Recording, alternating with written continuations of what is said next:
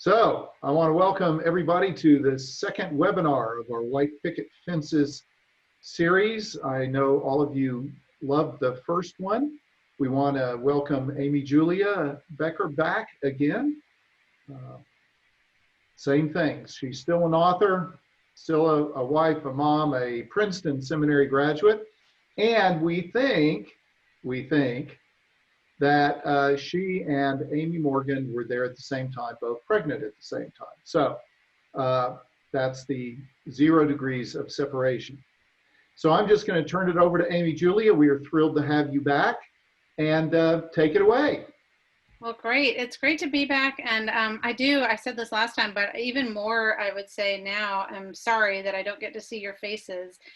Because it has just been a pleasure. I've heard by email from a few of you, and I got to meet through Zoom with a few of you last week, and I just really appreciate the ways in which you are engaging these questions and asking, just doing that earnest reflection on your own lives and on our culture and on your part in what it means to respond with love and grace and hope. So thank you for doing that work, and thank you for letting me be a part of it.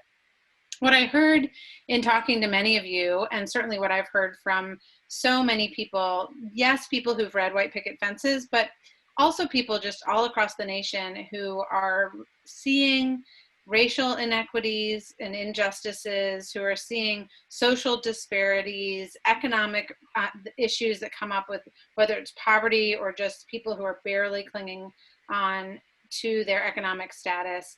All of the divisions in our country, I see so many people who say, well, what do we do? How do we respond? These problems are so big, they're so entrenched, go back so many hundreds of years. How can we respond in any sort of meaningful way and personal way right now? So that is the purpose of tonight's talk, is to talk about what do we do now?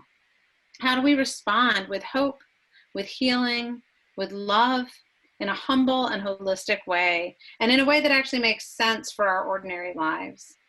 So I am planning to talk in very practical terms. And I do want to talk about what's going on in our current reality to try to answer those questions. But before we do that, I really want to turn together to a passage from Scripture to look at how Jesus himself offers us a way to understand healing. I tended for a long time to think about the healing stories in the Bible, although I recognize that they were really important to Jesus's ministry. I saw them as pretty individual. An individual woman, in the case of what we're going to look at tonight, asks for healing. An individual man wants to see or wants to walk. But what I've begun to see more and more over the course of probably the past 15 years of my life is the ways in which healing is so much more than individual and personal. It's not less than that. It is individual, it is personal, but it is always connected to God, and it's always connected to community, to neighbors. And so I want to look together at this passage from Mark chapter 5. I'm going to show it on the screen. I really would encourage you to take some time later on this week to look at this passage, and actually there's an expanded version of it. In Mark, he does these things we now call Markan sandwiches, where the bread is on either side of what comes in the middle. We're just looking at the middle of this story, which is about a woman who has been bleeding for 12 years. So I'm going to read it, and it'll also be up on your screen. Now there was a woman who had been suffering from hemorrhages for 12 years. She had endured much under many physicians and had spent all that she had, and she was no better, but rather grew worse. She had heard about Jesus and came up behind him in the crowd and touched his cloak, for she said, if I but touch his clothes, I will be made well. Immediately her hemorrhage stopped, and she felt in her body that she was healed of her disease. Immediately aware that power had gone forth from him, Jesus turned about in the crowd and said, who touched my clothes? And the disciples said to him, you see the crowd pressing in on you. How can you say, who touched me? He looked all around to see who had done it. But the woman, knowing what had happened to her, came in fear and trembling, fell down before him and told him the whole truth. He said to her, "Daughter, your faith has made you well. Go in peace and be healed of your disease." I want to look at this passage together to talk about two aspects of healing. I'm going to have a few things to say underneath those two aspects, but first the nature of healing and then the model for healing, because I believe that can be really instructive to us as we are invited to participate in what I believe is God's ongoing work of healing in our own lives and in our communities and in our world. So first, and I'm going to blaze through this because there's not enough time to do it the justice it deserves, but I hope, again, that you'll take some time to perhaps even look at that passage or think about these points in the days and weeks ahead. I've also mentioned this, I think, before, but there are some Bible studies on my website that go along with White Picket Fences, and this passage comes up in one of those as well. So first of all, the nature of healing. It's holistic. So what do we mean by holistic? Holistic healing tends to mean connecting the spirit, the body, the mind, connecting the different parts of ourselves. And we actually know a lot now in terms of just scientific research that shows the ways in which the mind and the body are connected to one another. We hear about the placebo effect, which in some ways can mean, oh, that drug didn't really work. It was just your brain doing it. But gosh, the other way we can say it is our brain produces the chemicals that we need in order to heal when we are aligning, when our brain and our bodies are aligned together. Of course, from a Christian perspective, we bring in the spirit. We also bring in both the external spirit of God as well as the sense of that soul or spirit within us. And we believe that God wants to knit together the mind, the body, and the spirit, and that when we pull those things apart from one another, we begin to experience brokenness, dis-ease, disease. We get sick. And that can be mentally, that can be physically, and I'm not going to go into all this, but let me just please say that I'm a big believer in medication, whether that is medication for physical pain, whether that's medication for depression or anxiety. If we need that medication, I'm all for it. But I also believe that God wants to help us to reconnect mind, body, and spirit, and that's part of Jesus's healing work. I'll point out here that the woman says that she has been made well. And the word in the Greek that is used, and we translate made well, is the same word for salvation. So that sense of the physical healing and the spiritual salvation was literally so intertwined that there weren't words for one versus the other. They were the same concept of being physically healed and spiritually saved. So Jesus's healing, first and foremost, is holistic in nature. It's about our mind, our body, our spirit, and all of those things operating at the same time. The second thing I'll say is that it's personal. It's intimate. It is for you as an individual. And we see this when he forces her against her will, honestly. I mean, she wants to just hide and shrink away. And she's afraid that Jesus is going to rebuke her because she was an unclean, nameless, destitute, bleeding woman who had approached Jesus without permission, a holy man, a rabbi, and she had touched him. She had violated so many social and codes right then, and she just wanted to take her little physical healing and get out of there. But instead, Jesus insists upon seeing her face to face, and what does he do? He does not rebuke her. She is trembling in fear, and he calls her daughter. I could give you a whole talk on how important it is that Jesus calls her daughter, and I'm not going to do that. I'm just going to say that I think this really underscores the personal nature of the healing that Jesus wants to offer. But at the same time, Jesus's healing is social in its nature, because not only is he restoring this woman to herself, to her body, to her spirit, and to her God, he's also restoring her to her community. So he is publicly declaring that in making this woman well, she is able now to worship in the synagogue. She is able to operate freely among friends and family. She is able to be returned not only to herself, but to her community. And healing, as God understands it, is always about the fabric of the community and not just the fabric of the self being knit back together. Healing is also, we see here, participatory. it's kind of incredible because it says that Jesus felt the power go out from him and that the woman felt she had been healed of her disease. And yet later on, what he says to her is, your faith has healed you. Your faith has healed you. How can that be? It was his power that healed her. But he says, your faith has healed you because somehow and always God is inviting us to be a part of the healing work. And again, that is the healing of our own lives as well as our healing of our relationship with God and with our neighbors. And then the final thing that we see in this story about the nature of healing is that healing is for everyone. I didn't read, but I mentioned this initial and this ending, these kind of bookends of the story, or the bread of the sandwich of this story. That's the story of Jairus. Jairus had come up to Jesus before he stopped for this woman, and Jairus had said, my daughter is sick, and will you come to the house and heal her? Jairus, we learn in this text 3 times, is the synagogue ruler. And when the Bible mentions things multiple times, it's like, hey, pay attention, underline, underline, underline. So Mark is saying, pay attention to the fact that a nameless, destitute woman and a named, powerful, religious man are being put next to each other in the same story. And what we see here is that Jesus turns to Jairus after he has healed this woman. And he might say, hey, Jairus, you kicked her out of the synagogue. Why should I help you? But instead, he turns from the woman who he was certainly not too busy to stop and help or love. But he turns from her to the man who is powerful, and he says, I want to give you healing as well. And he goes to Jairus' house and he heals his daughter.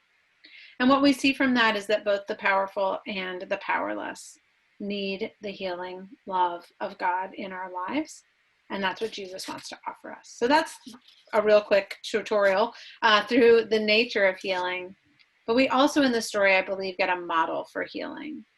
And that model for healing is really what we're going to talk about tonight. I think you all received the ebook that I sent out last time about the head, the heart, and the hands.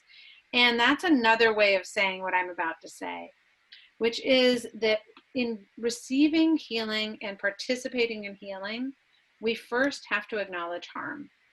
Both Jairus and this woman are aware of their need. So that may be a need, in these cases, it is a need for the physical help of Jesus because they are hurting, but we also might need to acknowledge the harm that we have inflicted upon others, knowing that that also hurts us. So there's an acknowledgement of harm. And then a reaching out for help. The most, vivid portrayal of this is this woman reaching out to touch the hem of Jesus's garment. And we could even envision ourselves as saying, we're going to reach out for help. And I'll talk more about that in the using our hearts portion of tonight's talk. And then we participate. Again, back to that idea of participation. We are a part of the healing work for ourselves and for our communities. So I wanted to start there because I wanted to, first of all, let you know that that is what frames my own understanding of the work that we're invited into. But also because I think it gives such a vivid picture of the work that God can do, the work that God wants to do, and the work that we are invited to participate in, which is a work of acknowledging harm, reaching out for help, and then participating in healing. As many of you know, the way I have talked about that is head, heart, and hands. And so I wanted to spend some time tonight before we have a Q&A time again, just to go over what I mean by head, heart, and hands. Hopefully I'll be able to give you some examples of that, as well as some practices and encouragements on how to go about using your head, your heart, and your hands in a way that's not overwhelming, but that also moves you somewhere where you are taking some steps forward. Using your head at its simplest is just to ask questions and learn. And you might ask yourself, first of all, what's the best way for me to learn? I'm a reader. You probably all have picked up on that. I really absorb information well through reading books. My husband is a listener. So when we were in college, I read every book and often skipped lectures. And he went to every class and did not read all that many books, but we both learned a lot. We really did. We learned and we grew. And so when you are thinking about what it means to learn, you might have in your head, oh, that means I have to go read all those history books. But what if the way you learn best is by watching films, or by listening to podcasts, or by being in a classroom setting with other people? So that's one question, is just, what do you want to learn? And also, how can you learn it? And how can you learn that best? I can't answer that for you, but I do want to encourage you, because there's so many resources in so many different media forms that can help us to begin to do some of this learning work. There are a number of aspects to the work of learning, and I just want to point them out. I'm not going to be able to speak at length about them, so if there are any you'd like to hear more about, please note them, and I'd be happy to say more at the end. Use your head to learn both locally and globally. What do I mean by that? Most of the issues that we see on a global level, we also see on a local level. And so if you are, for example, concerned about racism, that's a pretty big, broad, oh my gosh, how am I going to learn the history? How am I even going to learn the language? What am I going to do? But if you just say, okay, I want to start small and local, and I want to learn what is the history of race when it comes to my town, my school, my church, my own family. How can I make that more manageable and personal in order to learn more? And again, I could give some examples of people who've done that and how that's worked out if you're interested. I would also really recommend learning about the present as well as the past, because there are so many things that I do not understand in the present because I do not understand their past. For example, until I started doing a lot of work about reading on issues around racial injustice in particular, when I heard that law and order were code words for racism in politics, I didn't understand that at all. And then I read some books that were able to link the ways in which politicians started talking about law and order at the same time that those same politicians were advocating for more and more Black and brown people to be incarcerated through various laws that were different for white people and for people, of color. I began to understand why, if you were a person of color, hearing the words law and order could trigger an automatic reaction. Whereas for me as a white person, I thought, don't we want law and order? Isn't that a good thing? And so learning that history, learning the past, helped me to understand the present. The other thing I would say, as you're using your head, you can both honor and critique the current and the past. We tend, at least I know this is true for me, and I think this is true for much of our nation, we tend to think that we can't do both of those at the same time. In White Picket Fences, you get an example of this from me as I was looking back on my childhood and thinking, gosh, if I am honest about what happened growing up in this small town in North Carolina, and if I'm honest about the inequities in that experience, must I then dismiss all of the people who loved me during that time? Must, as I recognize the white supremacy that was on display in my school, as I recognize and I say, I hate that, I don't want that, that's unjust, must I also say I learned nothing, or those teachers didn't care about me, or about their jobs, or about their other students? How can I hold both the honoring of all of the people involved while also being willing to critique? I think it's important to do both. When you're using your head, it's also important to have diverse perspectives. And so that means, I think I talked about this in the Q&A last time we were together, that does mean having to say, okay, so I've read this one argument and it was really compelling. Is there anyone else who is arguing a counterpoint? And so that might mean you've got, if you're a reader, you might be reading different magazines, news sources that are from the left of center and right of center in the political spectrum, or that you're doing that when it comes to your news in what you're listening to or what you're watching. It also, for me, has meant making sure that I'm not only listening to people from my same demographic group. So I realized that although I was listening to both liberals and conservatives, or reading both liberals and conservatives, they were almost all white liberals and conservatives. And so it was great to have that array of voices, but it's been really enriching for me to add in Black and brown and people of color who were able to give me, both from a conservative and a liberal perspective, a more robust understanding of where we are, what's going on, what our history is. And then finally, I would say, and this is true of all of what I'm saying tonight, start small. Again, it's so overwhelming. So just ask that one question. What is one thing that's on my heart? One thing that's I can't shake, I just want to learn more about. You want to learn more about prison, our prison system, or criminal justice? Do you want to learn more about education and educational inequities? Do you want to learn about the history of Native Americans and the reality for Native Americans in our current situation? What do you want to learn more about? Immigration. I mean, we could list so many things and it can get overwhelming, but what really speaks to you? What do you want to learn about? So that's use your head. The next, one more thing on use your head.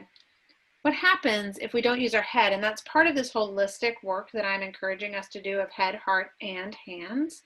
If we don't use our heads, then we can rush right in to well-intentioned but harmful action.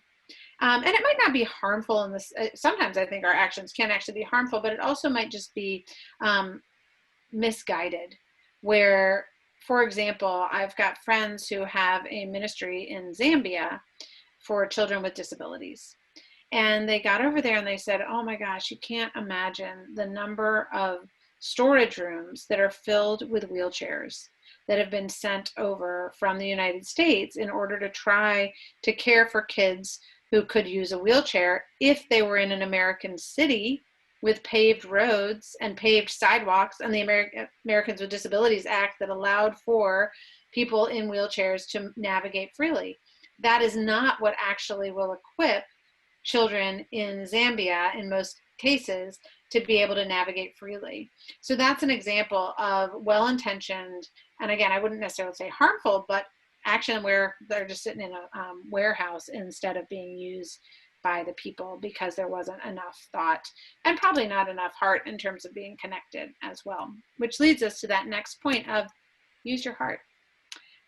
We are not just minds in vats, and we can certainly be disconnected from the people who we are trying to serve, as well as from the God who wants to give us the equipping and empowering we need in order to serve. So when I think about using the heart, there are really two different ways in which our hearts connect. And one is vertical, and that's where I'll start, and then the other is horizontal. For me, there's a passage from the book of Ephesians, and I could talk for the rest of the night about just this passage. I won't do that, but I will read. The book of Ephesians is really about the mystery of the Jew and the Gentile, the Jew and the non-Jew being united in the family of God. So it's really about God, how God in Christ overcomes social divisions. And after the writer of Ephesians lays all of this out, he comes to this prayer and says, for this reason, I bow my knees before the Father, from whom every family in heaven and on earth takes its name. I pray that according to the riches of his glory, he might grant that you may be strengthened in your inner being with power through his Spirit, and that Christ may dwell in your hearts through faith, as you are being rooted and grounded in love. I want to take that idea of being rooted and grounded in love, being like a tree that is drawing nourishment from the love of God, and talk about how we can have spiritual practices that equip and empower us and nourish us so that we have the love of God that we can bring forth into the world. When we try to bring love into the world that comes from our own strength, it fails pretty quickly. I don't know about you, but I, especially in this coronavirus, being at home with my family most of the time, I am very aware of how quickly my love runs out. And that's for the people I love the most and that I'm like biologically inclined to love. The only way I can love with an abundant love is if I am actually being equipped and nourished with that love by being connected to God.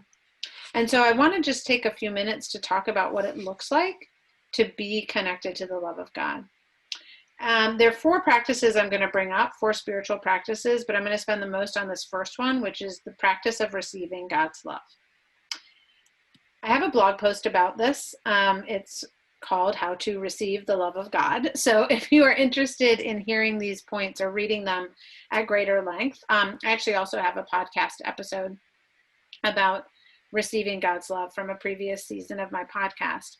But I just want to mention 5 ways that we can receive God's love on a daily basis so that we are not trying to draw from our own strength and power and love, but actually are just like a river, like a fountain, like a overflowing pitcher, right? Like it's just abundantly coming and flowing out of us because we are so connected to the source of love.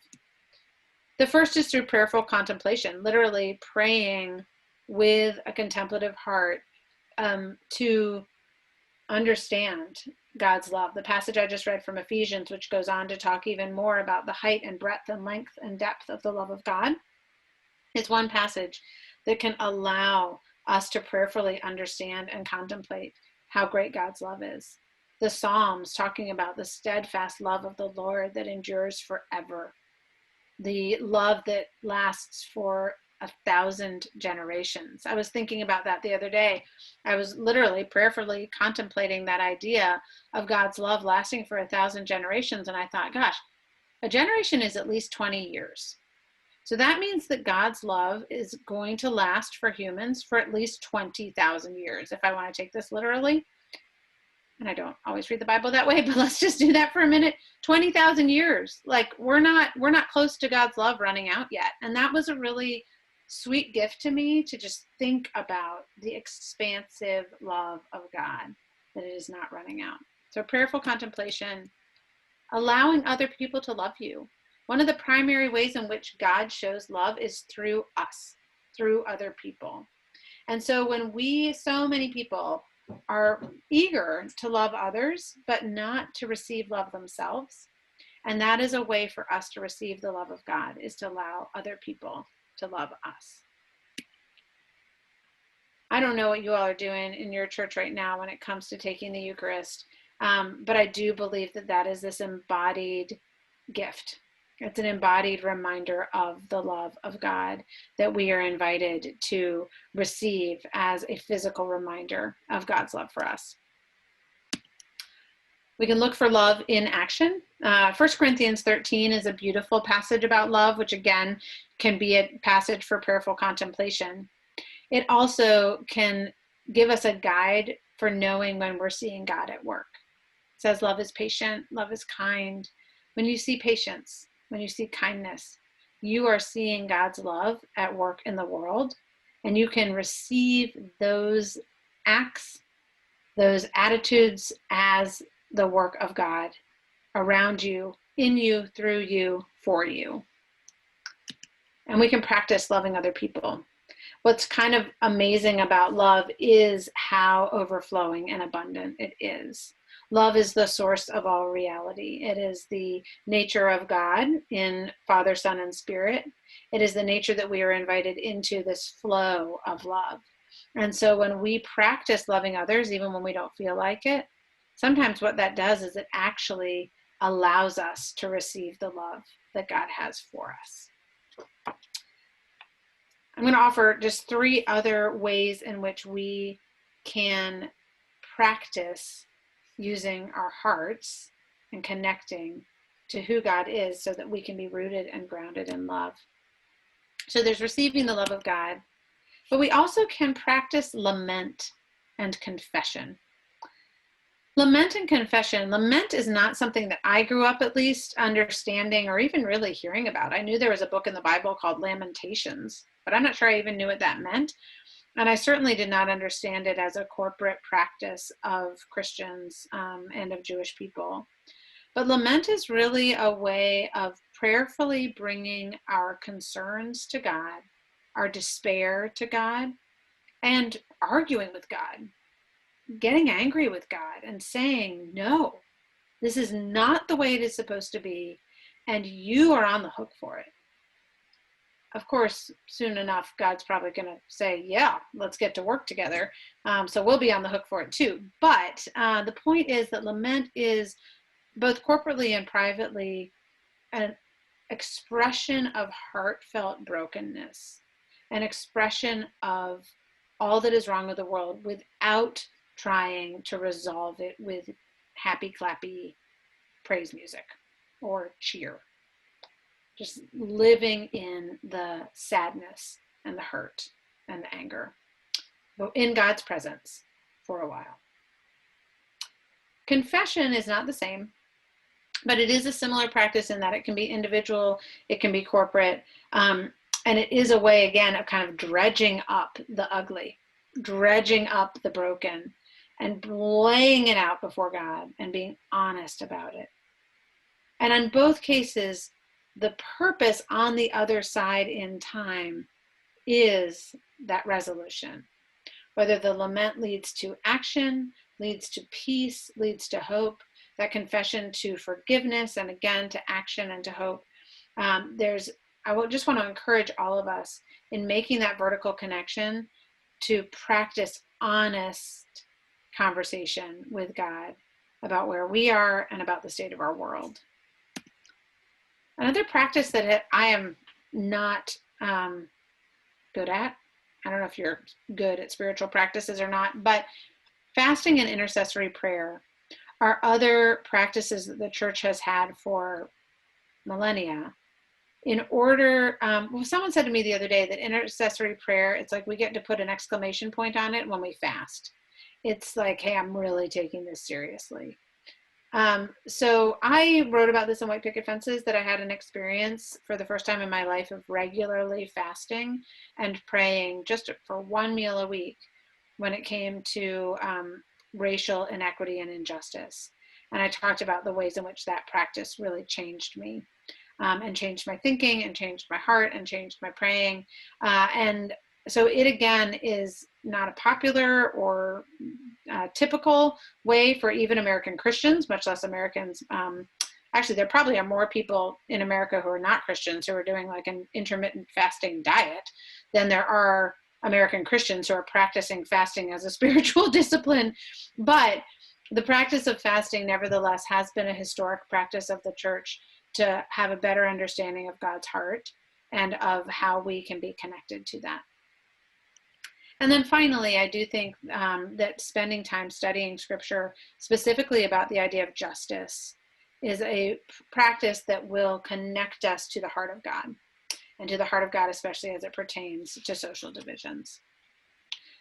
But the other way in which we use our hearts is horizontally.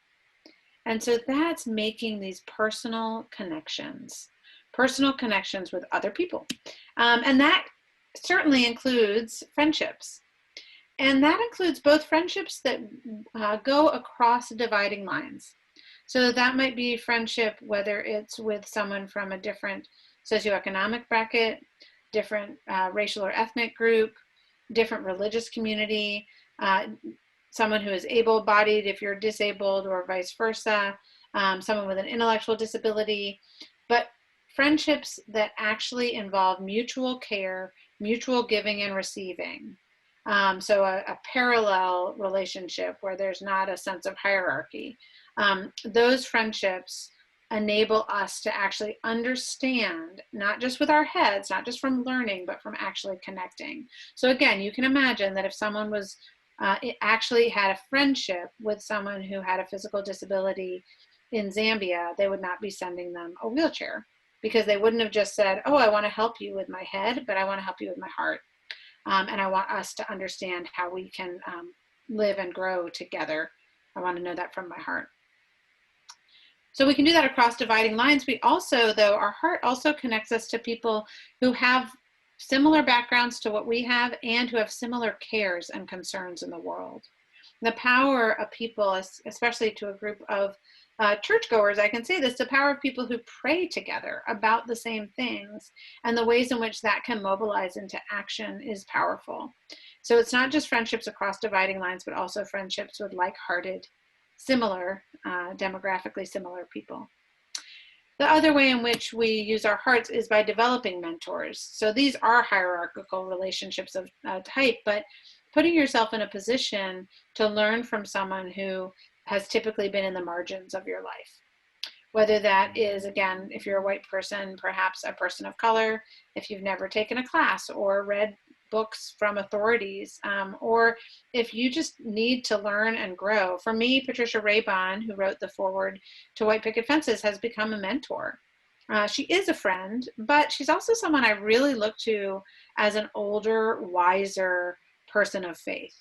And the fact that she is an African-American woman who has grown up in the segregated days of the 1960s, and has had to navigate all of that as a person of faith, I know that, yeah, we're friends, but she's really a mentor to me. And that's very important as far as my own heart growth. Without getting our heart involved, we can either just rush into action and burn out, or we can just be really arrogant and think we have all the answers because we're using our head so well, but we don't have our heart involved. Then finally, and I'm going to spend a little more time here, use your hands. What does it mean to actually take our hearts and our heads, what we've learned, how we've connected, and not just get stuck there, but actually put it into action? I found that there are 3 levels of engagement with our hands when we're acting. And on some level, they're probably circles that are expanding, although that's not how it has to work. But there's an individual set of choices, set of actions that we can take in terms of addressing the social divisions in our families, towns, country. The example, again, from my book of changing some of the books on our bookshelf, that was an individual choice. Nobody else even had to know about it. It was just going to affect me and our family. And the next area I would talk about is influential.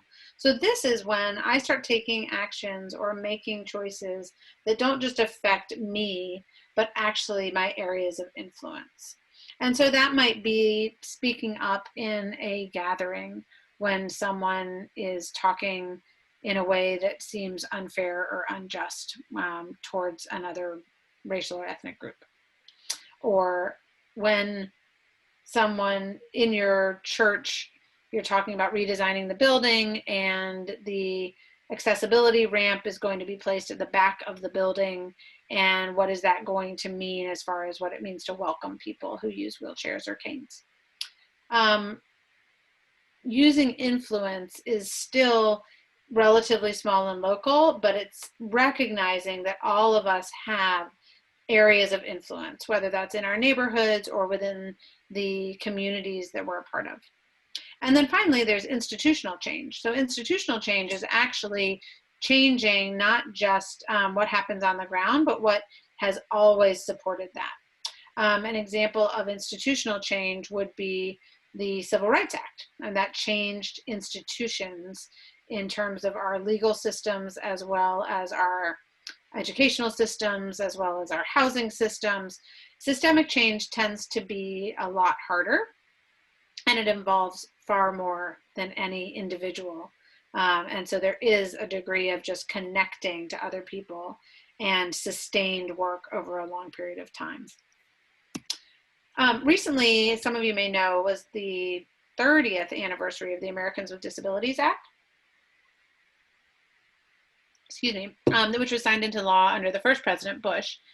And I was thinking about that, the Americans with Disabilities Act, and the ways in which it has not only enabled my daughter, for example, to be welcomed into a school setting with far fewer restrictions and far more engagement with her typical peers than would have been true before the Americans with Disabilities Act.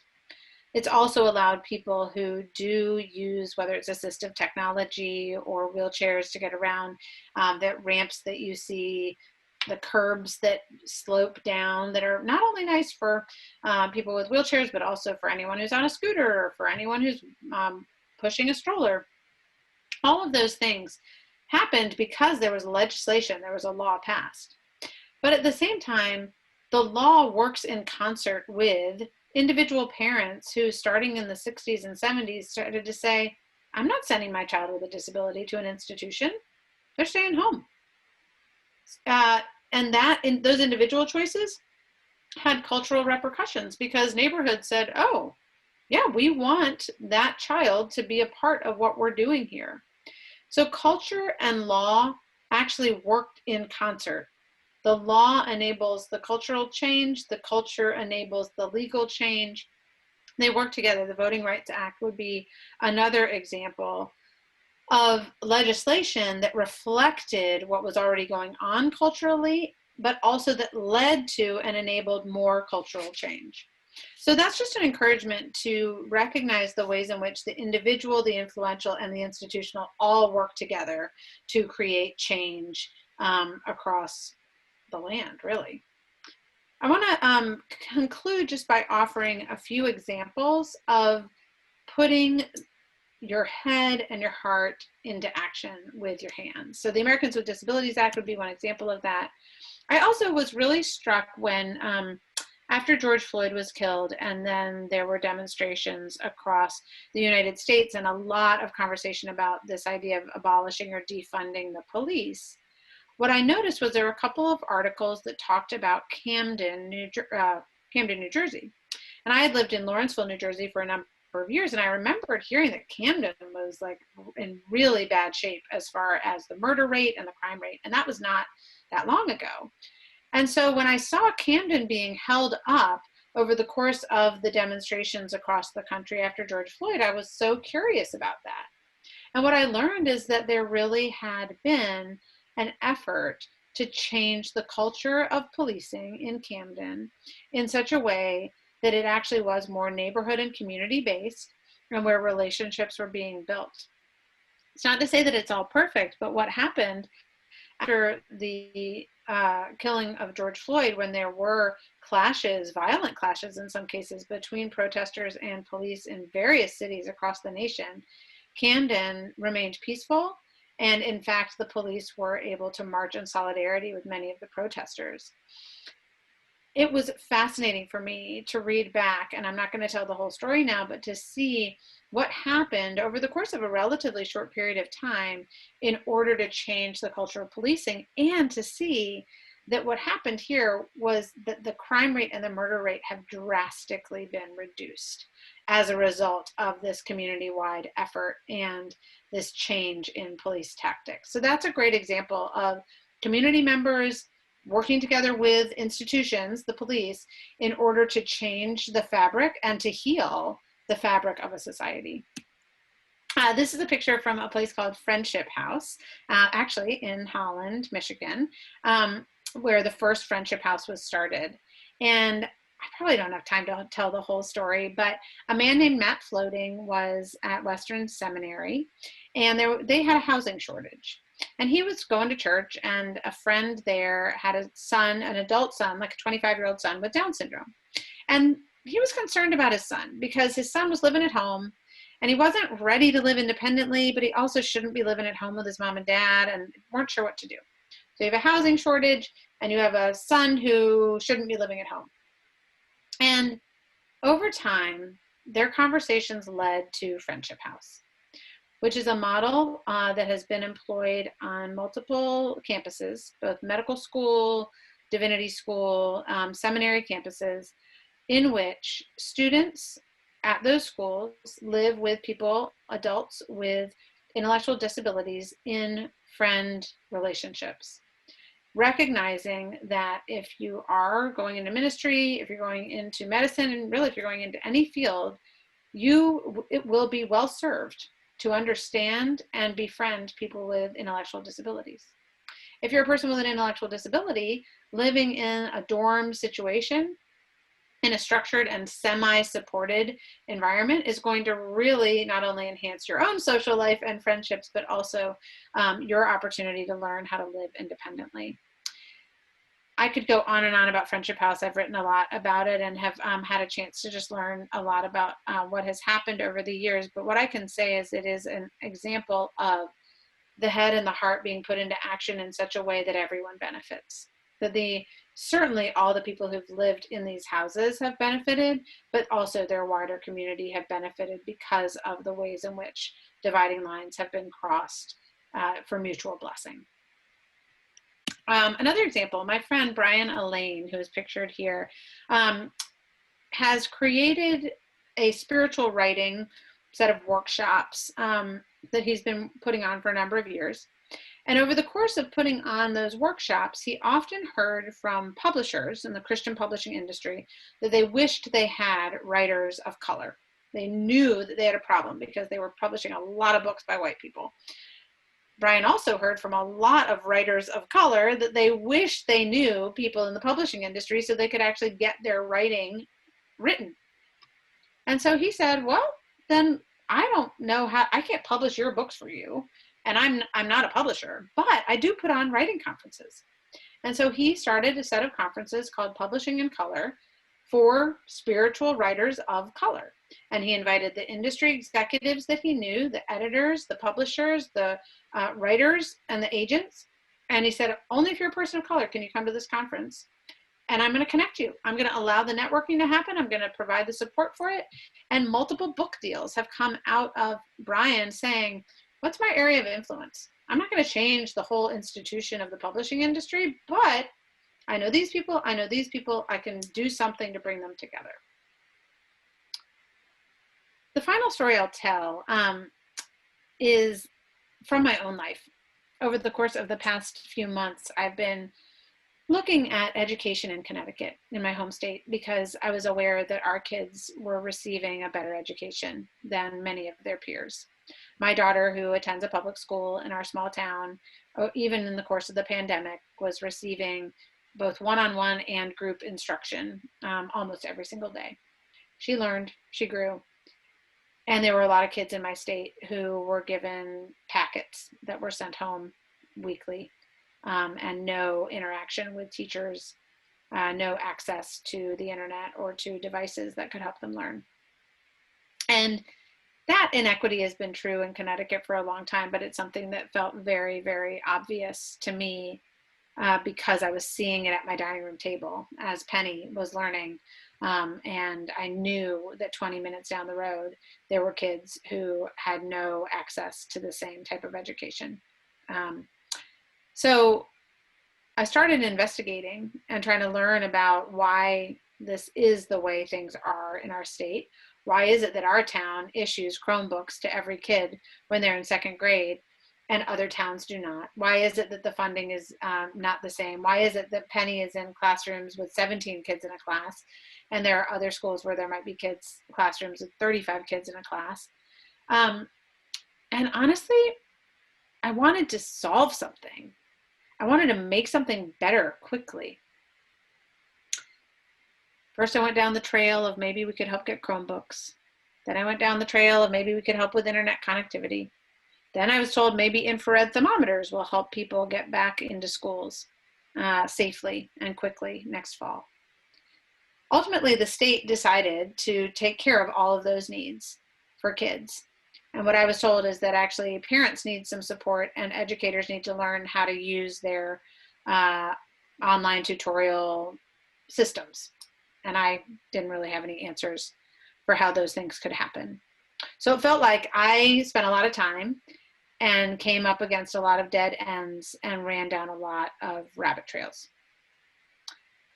And it kind of sat for a while over the summer because I tried really hard and I talked to a lot of people and I prayed about it and everything felt like it just lurched forward and then backward even farther. My husband and I were talking these past couple of weeks and realizing that, again, kids are about to go back to school and they won't have the same education in the city that's near ours as they will in the town where we live.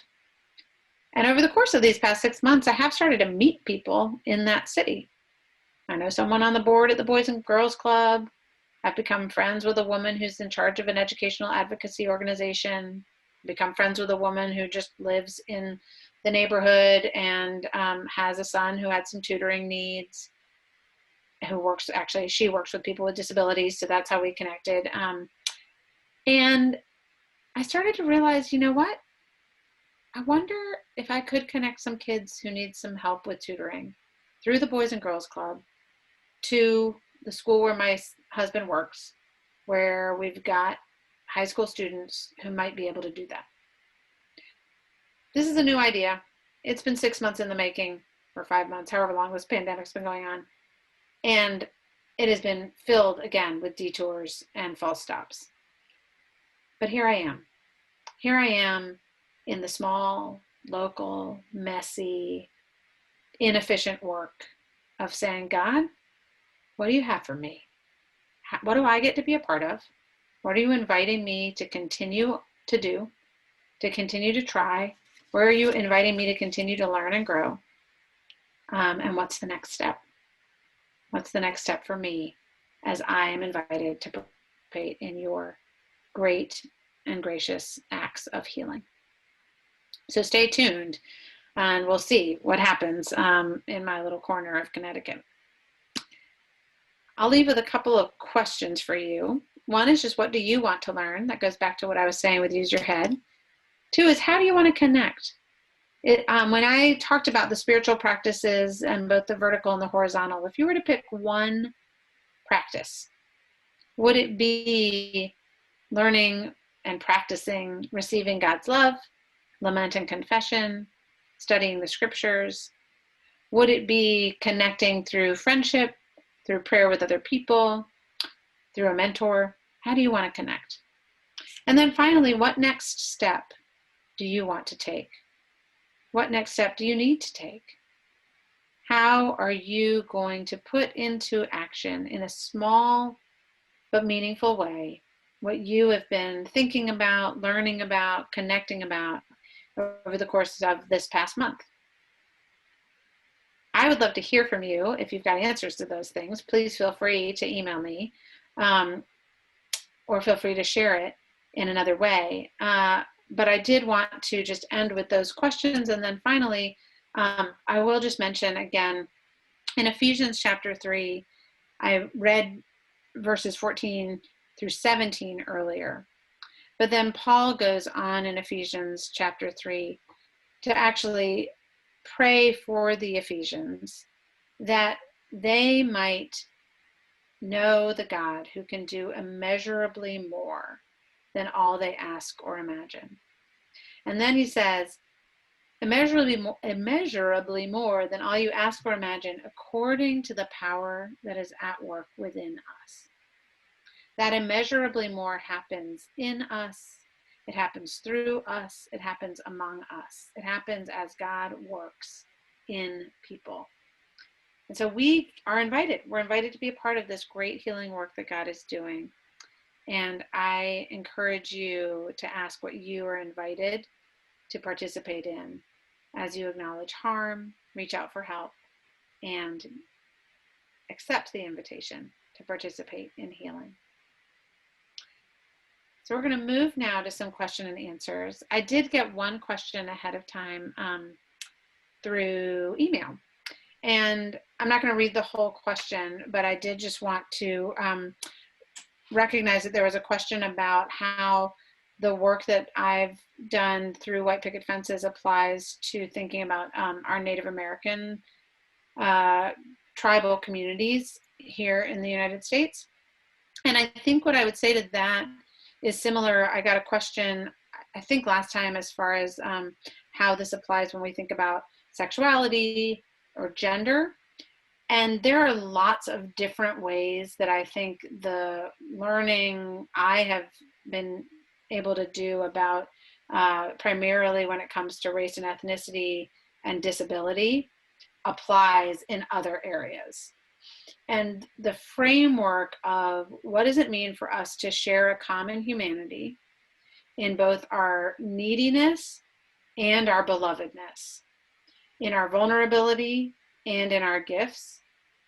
If we can work out of that framework to understand each other in our diversity and to even both celebrate our diversity, but also understand the ways that has sometimes led to disparities, then whether we're talking about Indigenous peoples, or we're talking about people of color, or we're talking about people with disabilities, or we're talking about women and patriarchy and misogyny, or on down the list of different ways in which people are harmed and marginalized in social systems and structures.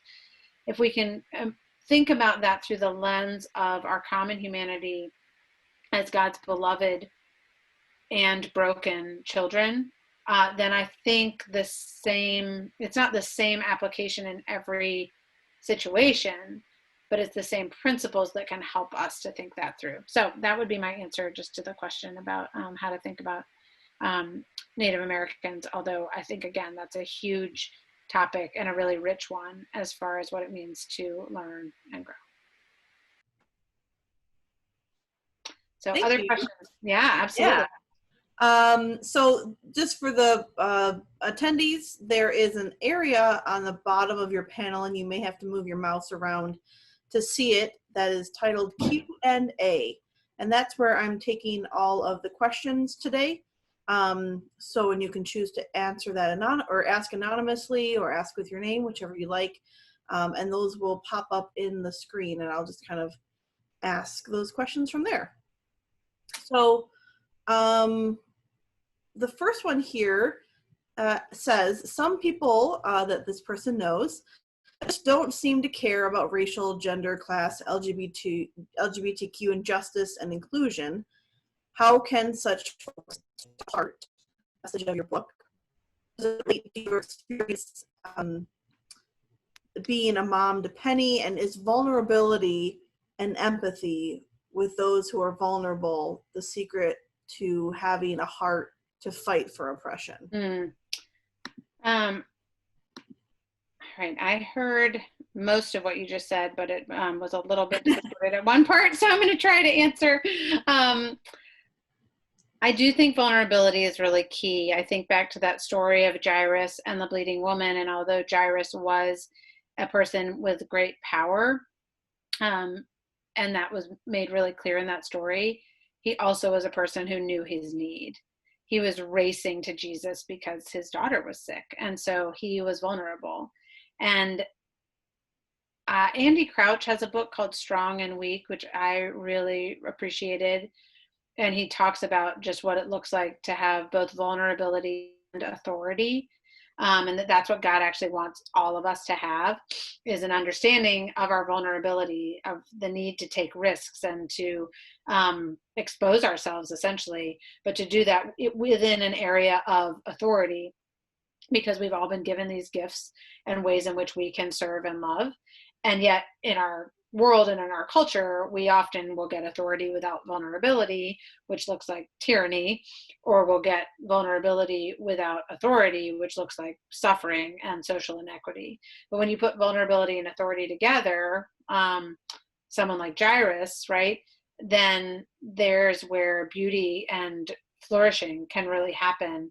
It would be so interesting to know what happened in his life, not only after he witnessed his daughter being made well, but also because he watched that nameless, destitute, bleeding woman be made well along the way. So I do think that there is a need for vulnerability. At the same time, I believe that we are all vulnerable people. We might not, I mean, most of us, myself included, work really hard not to experience that, but we are all vulnerable. And so no one is without hope in this area. One of the things I think it's Richard Rohr says is that sometimes you can listen to contemplative theologians and think that the only way to experience God is to spend 40 minutes a day in contemplative prayer. And he says, if that's the case, then about 0.01 of the human population is ever going to get to know God. But if human suffering and an experience of need and vulnerability is the way we get to know God, well, most of us are going to be all right then. And it's a little bit flippant, but it's also to say that most of us do encounter an experience of need and a vulnerability. And it is in that place where we often experience both the love of God and therefore the growing in empathy and connection to other people. So that's, yes, essentially you're, I think you who asked the question are understanding what I'm saying, but those are just some ways to reiterate it. Yes. So there's two questions here, and I think they kind of relate. So I'm going to kind of throw these both at you. The first one is, do you have any specific suggestions on how we can move people across social divides? And the other one I think is a little bit more specific, but it gets towards the same thing. Anna's saying that at her work, they're a diverse group, and they have several trainings on inclusion. And one of the questions that they say not to ask is, where are you from? Because it could be considered a microaggression. But when she asks her students, it's because she's genuinely interested in knowing their background. But after the training, she's afraid to ask. So she's asking for any tips on how to see. So I think people looking, how do we make those social connections across the divides? Yeah, it's so tricky because I think we really want to certainly not be ignorantly harming and hurting people, right? And especially as you get some training, you might say, oh gosh, I've said that wrong all along, and I thought I was being compassionate. And, you know, so I think the first thing is just that there is grace, not only in the sense of like God's grace, but I have found that sincere human interactions are often filled with grace. I have many friends who have not even pointed out to me when I have done exactly those things, but who've been really gracious to me when I've recognized that later and asked for their forgiveness. That said, we would like to actually approach other people without having to wound them along the way with our comments and questions. And that's not always possible, but to the degree that it is, I think it's trying to think through, well, what is it, if where are you from sounds like I'm implying that because of the color of your skin, you're not from here the way I am, then is there another way to frame the question? Is there a way to say, I'm curious what you know about your heritage. I've learned recently that my grandfather immigrated from Italy and right? Like there might be ways to frame a question or have a conversation that is doing that genuine work of, I want to know you, and I want to know what matters to you, and I want to know who your family is, and you're just as American as I am, and I fully understand that, and how can, you know, but I think it might be doing that in a way that asks a different question, both, and sometimes that's really helpful work because it gets us to think about, well, what do I mean by this question? But also because if there's a history of a question feeling like a defeat or like a microaggression, then let's just not ask that question. But how can we get at if the intention was good behind that, how can we get there? And then I would say, if you do have friends or maybe parents of students, because it's hard for a teacher to talk to a student and not have that just be a power dynamic that's tricky. But just to say, how do we go? I'm learning about this, and I don't know how to go about this in a way that really honors the rich family history and stories of everyone here. That's what I want to do. But I very much don't want to put anyone on the spot, and I don't want to make students feel as though they're being cast to the margins. So I think having those conversations overtly in a safe way can also be really a helpful approach. So I would do some asking, and I mean, honestly, a lot of people would also say, Google it, like see what other people have asked this question, see what they've said and how they've approached the same situation. Yeah, that's great. Thank you. I think there's also two more questions here that are kind of related as well. And I think it comes from, we want to do something, get involved and take that action. And so what would you say are two concrete, specific things that we can do tomorrow to make a difference? If possible, not just good intentions, but specific actions. So I do have a couple of blog posts about next steps. I think that there are so many that it can actually get overwhelming, and it is pretty personal in the sense of, if you are already somewhat politically engaged, then that is going to be a place where you can take action immediately and tomorrow. You can make phone calls, you can write letters, you can look into legislation that you want to support, you can sign petitions, you can do some, neighborhood canvassing, whether that's now through Zoom, I'm not sure, but politics is an area where you can get involved with direct action. In your church community, if that's a place, so you have to kind of identify an area where you want that action to be taken, and then find out what the next step is. So for me, that did begin with my bookshelf. It began with asking questions on the different community organizations that I was involved in terms of why there weren't people of color also involved, or if they were, why they were more on the margins. It involved small steps of befriending people, especially looking for people in social situations who were on the margins and seeking out just a place of welcome for them. But if I'm going to boil it down to like two concrete steps, I think back to my friend Natasha Robinson, who's a Black woman who was asked in a predominantly white church setting this same question. And she said, the next step you should take is learning more. Because I think she's seen so much action that has not been well informed. So I'm going to, kind of piggyback on her answer there, that learning more. But I do think it's important not to learn so much that we never actually take action. And so the second thing I would say is to then prayerfully consider what is the local area where you are the most concerned about social inequities, and then to ask the question of what you can do next. But again, I do have some lists on my website that are even more specific than that.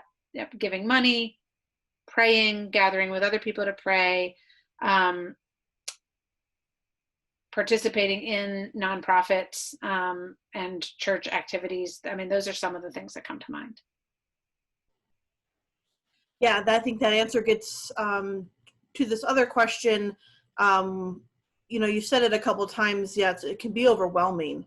And so finding that one area where we can really focus our attention on our action, and that's what they're asking, is looking for an area, house, education, medical care, where we can put our efforts towards. It sounds like you're endorsing that idea. Yeah. I think what we need to be able to trust is that it is not our job to save the world, but it is our invitation to participate in one aspect of an ongoing healing work. And so for me, for example, I'm really concerned about our criminal justice and legal systems. At least right now, I'm pretty sure all I'm going to do is be concerned about that. So if somebody asks, I'll tell them I've read some books, I have some thoughts, I wish it were different, but I'm not doing anything about it. I'm really concerned about the kids in foster care. I'm really concerned about our treatment of Indigenous populations, historically and currently. I'm really concerned about health inequities and the ways in which our healthcare system does not care for people equally. But the place where the combination of my own gifts and my own interests and my own networks of people lie is in the space of education. And so that is where I am, even as I told you all, bumbling along in lots of failed efforts to find a way to make a difference so that the kids who live 20 miles down the road actually begin to receive an education that's comparable to the kids who are living in my town, which honestly might mean changing who lives in what town, if that's what people want. But I think that sense of who am I? I think it's a Frederick Buechner quote, but where the world's need and my longings meet.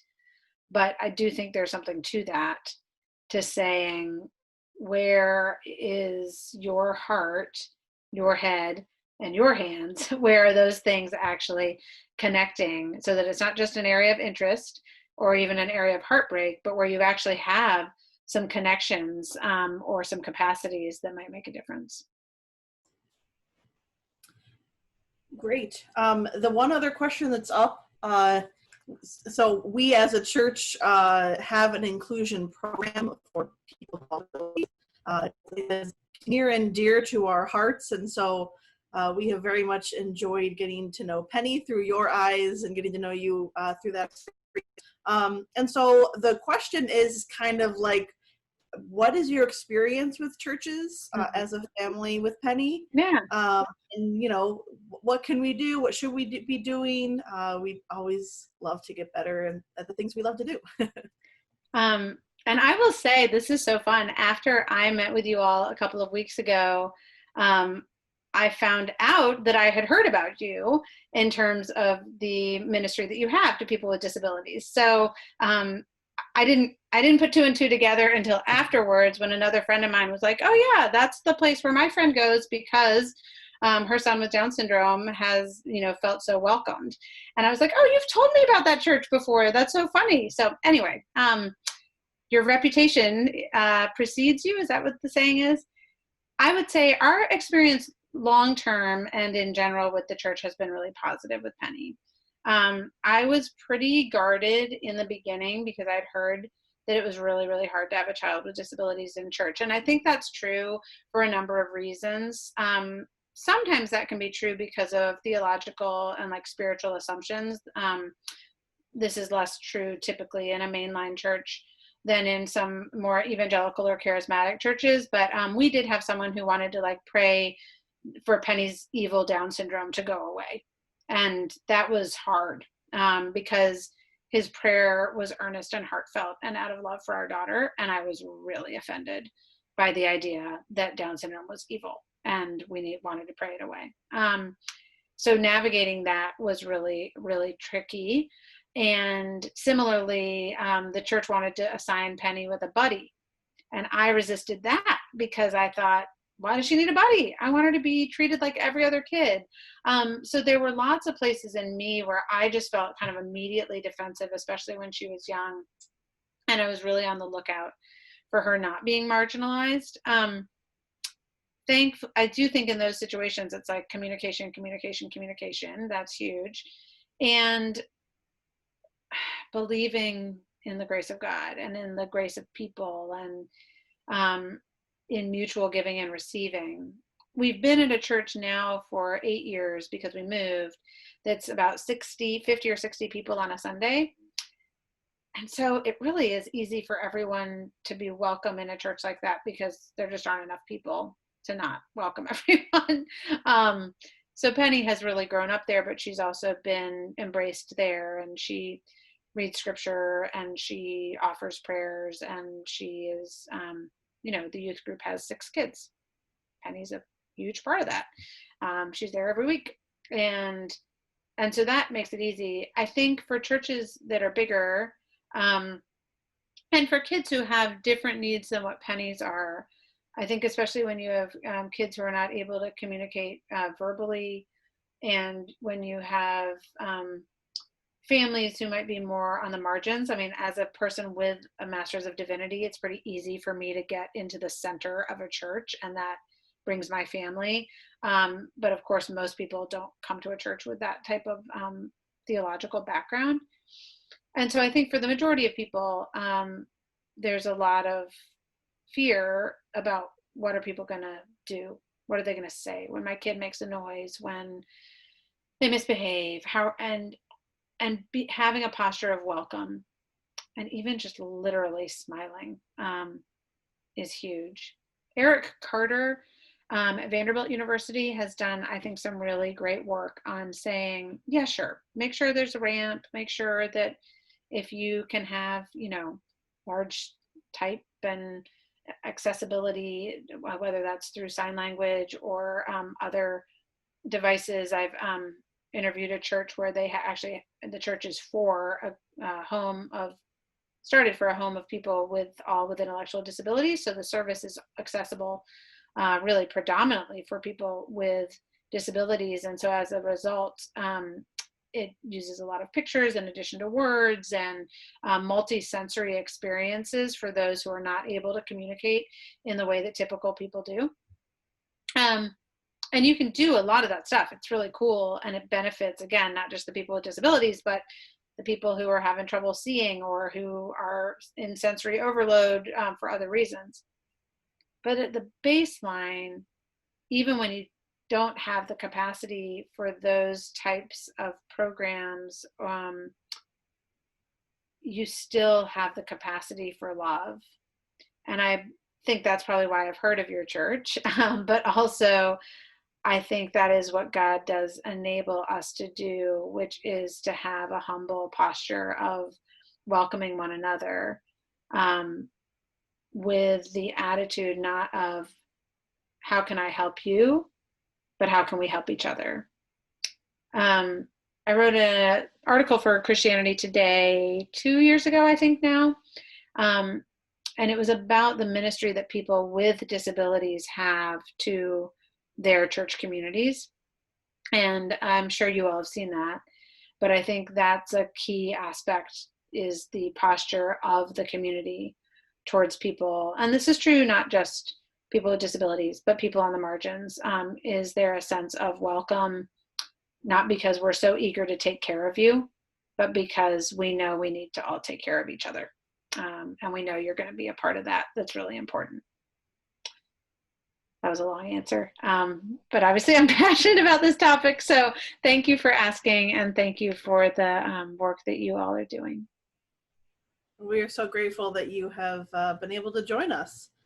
John, are you out there? Is there anything that you would like to add before we start? I mean, I want to say thank you to Amy Julia for being with us, for visiting with the small group this past week, jumping in with them, sharing your life, your just everything to help us think more deeply, because the people I've chatted with who have been reading this book have said it has caused them to be uncomfortable.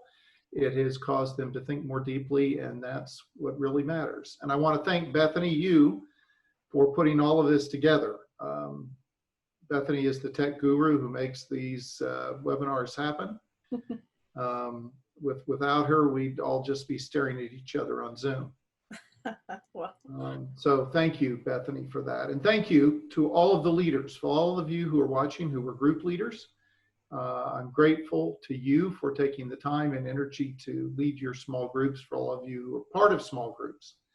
I think that was fabulous. And there'll be more coming. You'll hear more. I'll mention some other things that are coming up on my Wednesday update in a couple of days. So any parting words, Amy Julia, that you'd like to share with us? I will just echo what you've said, John, which is that, and I think I said this last time as well, I know I thought it, I'm really thrilled that my story could be helpful in catalyzing conversations and questions and discomfort, and hopefully some peace and joy as well. But the most important work is the work that you all are doing in gathering together and in offering yourselves to one another. I know from the emails that I've received from some of you and from the conversations I've had that there has been vulnerability, that you've been willing to share things from your childhood, from your adulthood, from your family situations that have been painful to look at, And yet it is in, I believe, exposing those wounds that we are able to move towards healing. And so I just want to commend you for the work you're doing, and to encourage you to continue to take those small steps together. Well, thank you. Bethany, I'll turn it back to you. I just think have a blessed evening, everyone. All right. Thank you all. Bye. Bye. Thank you.